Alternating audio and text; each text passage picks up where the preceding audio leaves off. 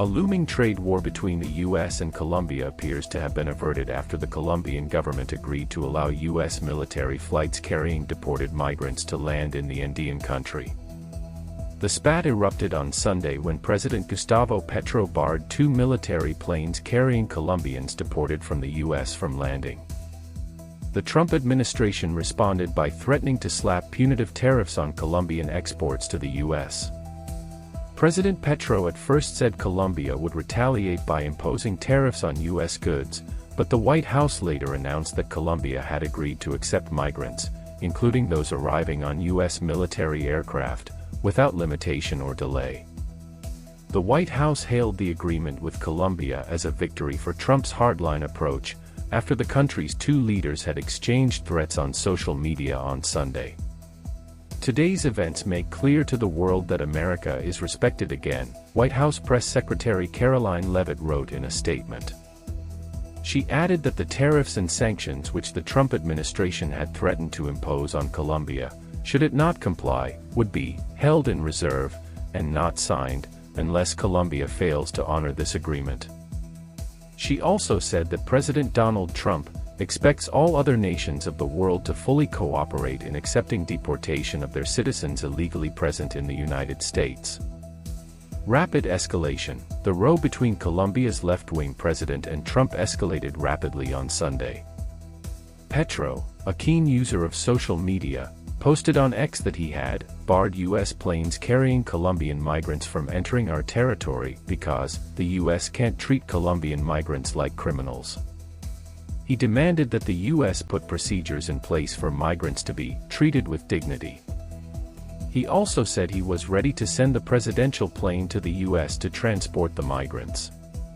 Colombia has accepted deportation flights from the U.S. in the past.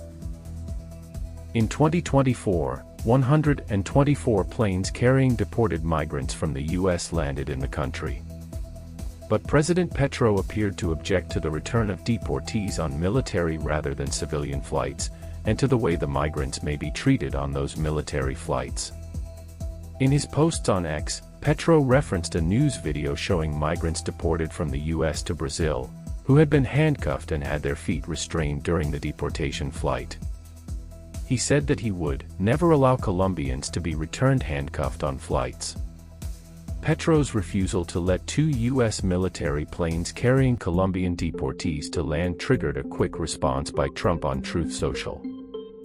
I was just informed that 2 repatriation flights from the United States, with a large number of illegal criminals, were not allowed to land in Colombia.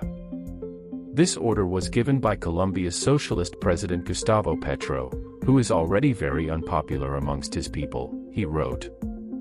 Trump argued that Petro's denial of these flights had jeopardized the national security and public safety of the U.S. He said he had directed his administration to immediately impose 25% tariffs on all Colombian goods coming into the U.S., which he said would be raised to 50% if Colombia did not comply within a week.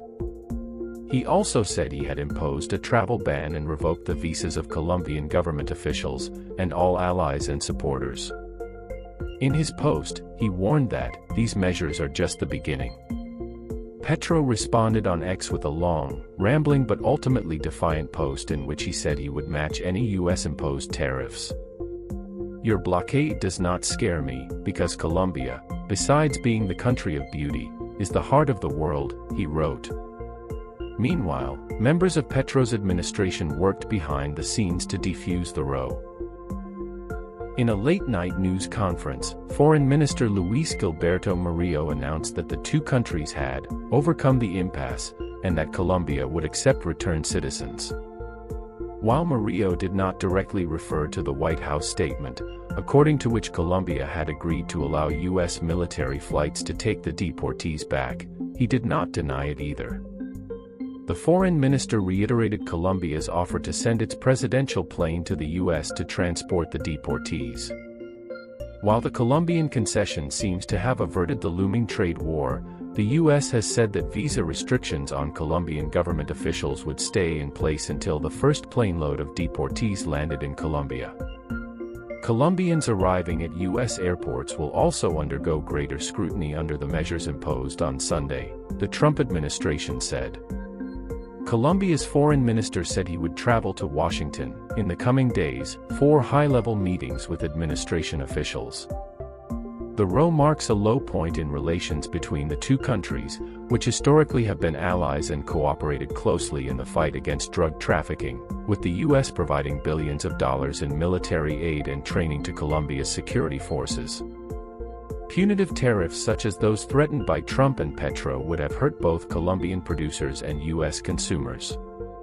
Trade between the two countries was worth $53.5 billion, £42.8 billion, in 2022, according to the U.S. Office of the U.S. Trade Representative. Colombia's main exports to the U.S. are oil, coffee, and cut flowers. Democrat Congresswoman Alexandria Ocasio-Cortez urged Americans to remember, "We pay the tariffs, not Colombia."